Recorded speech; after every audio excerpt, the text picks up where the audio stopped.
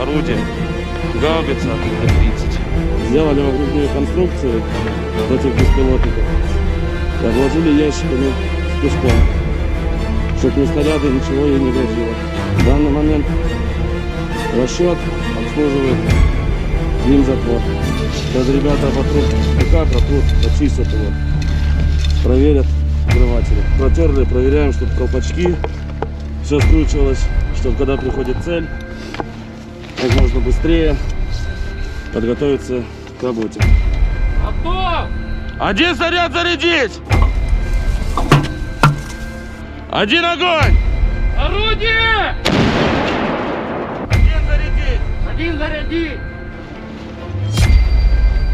Орудие!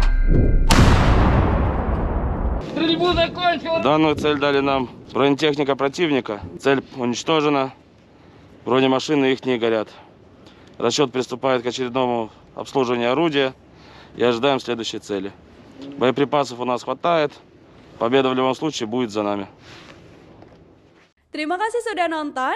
Jangan lupa like, subscribe, dan share ya.